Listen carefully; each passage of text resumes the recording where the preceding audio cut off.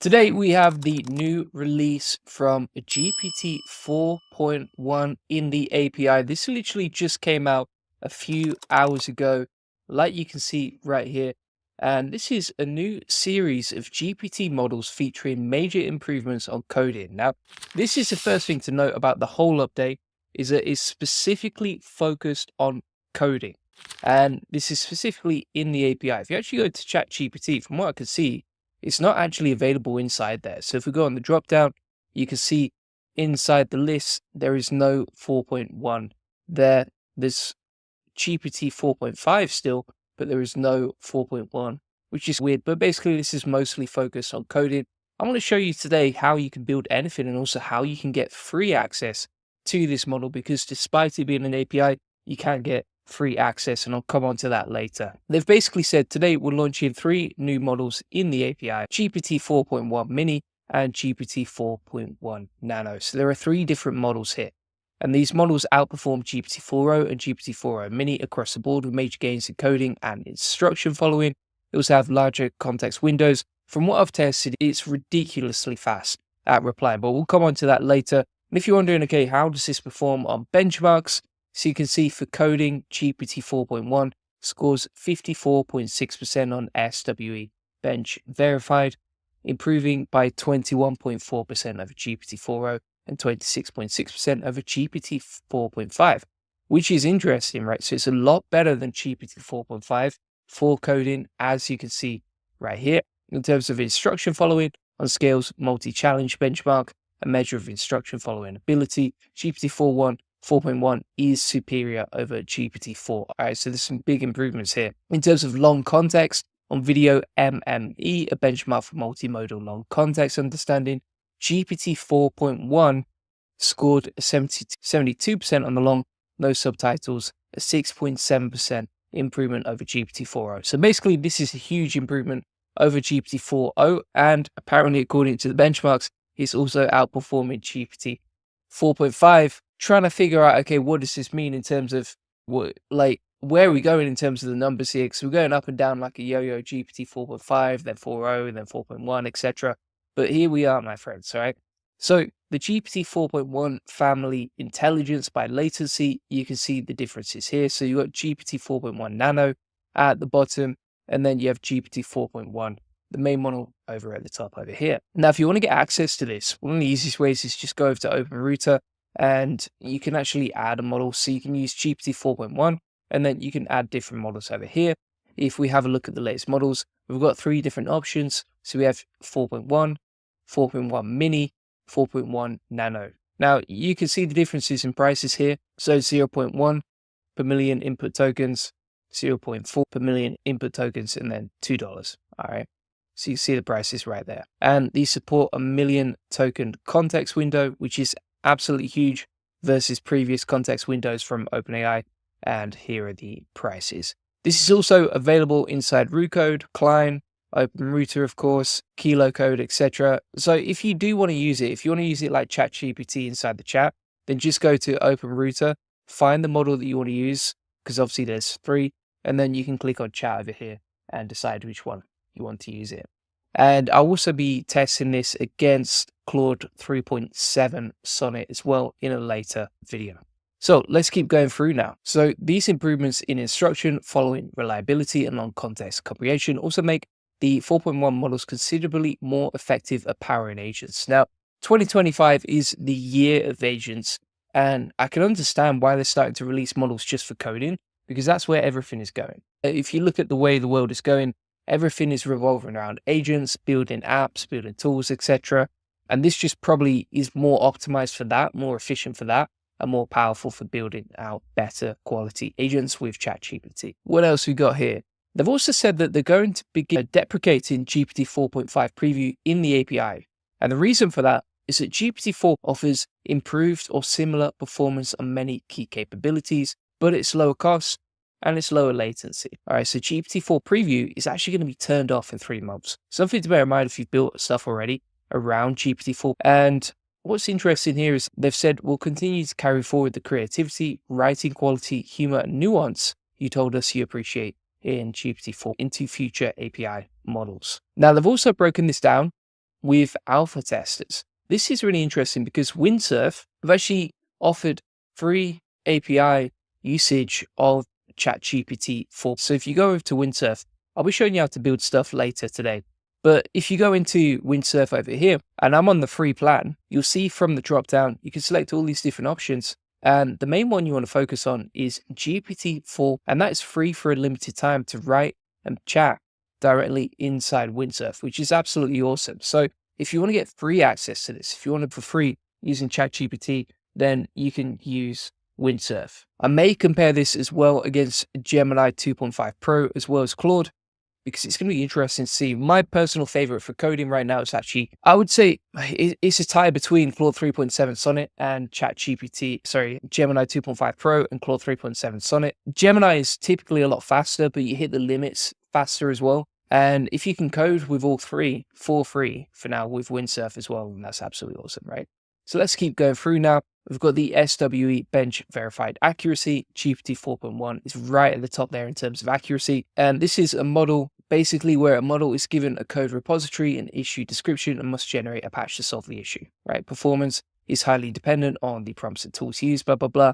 But basically this is outperforming all the previous models on the same benchmark test. And apparently this is much better for editing large files. The good thing about this is you could use it locally. You could build with Visual Studio Code or Windsurf because it's editing like a large set of files. It should be better and more accurate at doing that. In terms of the ADA polyglot benchmark accuracy, you can see GPT 4.1 right here. This is actually not outperforming OpenAI O1, so just bear that in mind. And O3 Mini as well is still outperforming GPT 4.1 in terms of polyglot accuracy.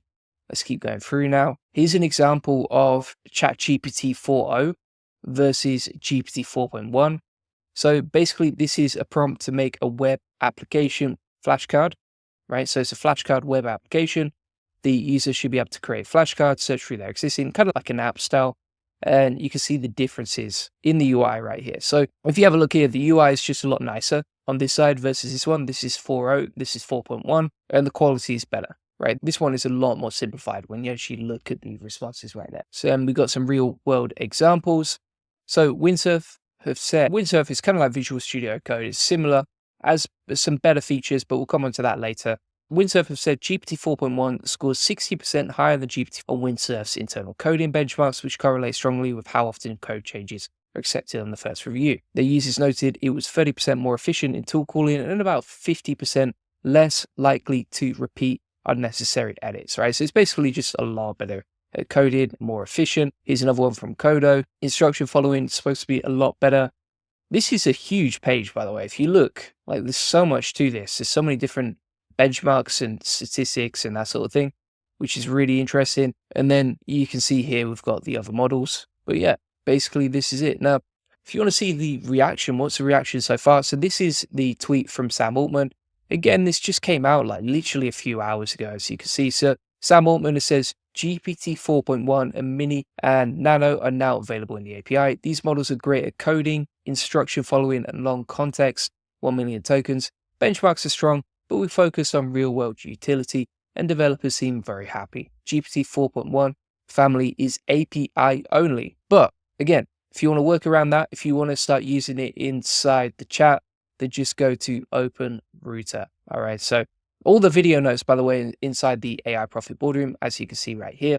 And if you go inside OpenRouter, you can start using it, and you can even connect it to web search right here. So if we say, okay, what happened today, 15th April 2020, we're using GPT 4.1. If we hit enter, that should be connected to the web, and we should be able to use this as a chat model, not just for APIs, all right? As you can see, it started finding the details here, and you can use it inside the chat. It's super fast when it replies. It's absolutely awesome for that. Thomas Reuters have also been using it for AI assistance, that sort of thing. MMMU accuracy, so here's some more benchmarks. GPT 4.1 is outperforming 4.0, but OpenAI O1 is still outperforming it, right? So these models are still more powerful.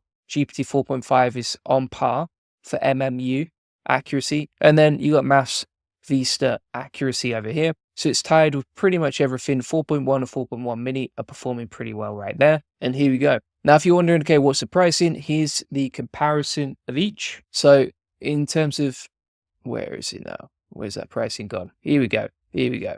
All right, so model, you got 4.1, 4.1 mini, and 4.1 nano, right? So nano is way cheaper versus 4.1 mini versus 4.1. So the full model, like full power, is pretty expensive. But if you use a nano version, it's cheap as absolute chips right there. And then overall, we've given a nice little conclusion, which is GPT 4.1 is a significant step forward in the practical application of AI by following real-world developer needs, all right? So let's see what it can do. Let's take this bad boy for a spin. We're going to have a cheeky gander now. I'll use it for free inside Windsurf because I know that's what the peeps want to see at home. We're going to open it up. Here we go. I don't know why OpenAI, it gets a lot of hate these days, to be honest with you.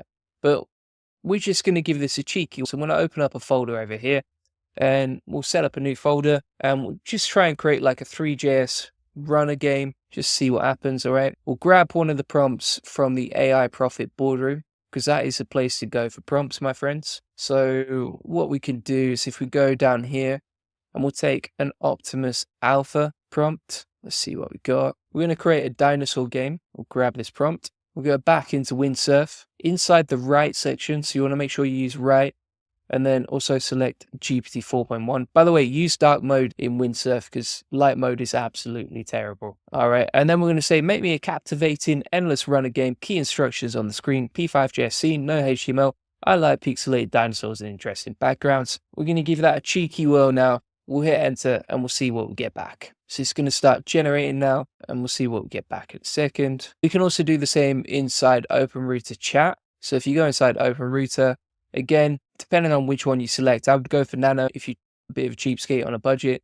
Go inside the chat here, plug in the prompt, and then hit enter, and you're good to go on that, my friends. So it's beginning to generate that. It does say the request is taking longer than expected. I can imagine so many people have jumped onto Windsurf and just started rinsing it for credits, but we seem to have got that back. All right, so we've got the P5JS here. Let's grab that. Then what we're going to do is we'll go over to P5JS editor and we'll just hit play on that, and there we go. We have the game ready to go. Let's see what we got here. Oh, it's incredible, isn't it? It was pretty fast, to be fair. I'm not gonna lie. I wouldn't lie to you. Like, that is really fast. And we just built a game for free using P5JS and Windsurf, and you know exactly how to do it. If you want the prompt for that, go inside the AI Profit Boardroom. It is a place to be, and prices are going up this month, so make sure you sign up now before you miss it. But that's basically it. That's how you can use this whole model, and it's pretty simple and easy to build. We'll build some more stuff in a sec, but yeah, there'll be more videos coming on like how to build things with ChatGPT, and I'll put all the prompts inside the AI Profit Boardroom. If you actually want a community that's focused on making money, saving time, and growing with AI, growing your business, feel free to get the AI Profit Boardroom. It's an amazing community. Comes with all my best SOPs, tips, templates, workflows, etc. like you can see right here. And if you want to get my workflows for basically building anything with ChatGPT 4.1, you can get that inside here. It's got like many different SOPs. Like you can see tons of different SOPs, including how to use Windsurf, Bolt DIY client, directly in the chat, made.com, and root code with ChatGPT 4.1. Also, you can ask in the community here any questions you have. And additionally, just jump on the weekly Q&A calls, which also get recorded if you can't make them. So make sure you sign up now before you miss out. And if you want a free one-to-one SEO strategy session that shows you how to grow your business with SEO, feel free to get that. We'll show you how to take websites from 0 to 145,000 visitors a month and generate hundreds of thousands of dollars in sales on autopilot. And on this free link building acceleration session, you'll get a custom tailored game plan to save you hundreds of hours with SEO and get you more free leads, sales, and profits using this. All right. So you can jump on the call. It's based on what works for all our clients. Like you can see right here, jump on the call, ask any questions you have, and you can book that in directly inside the chat here.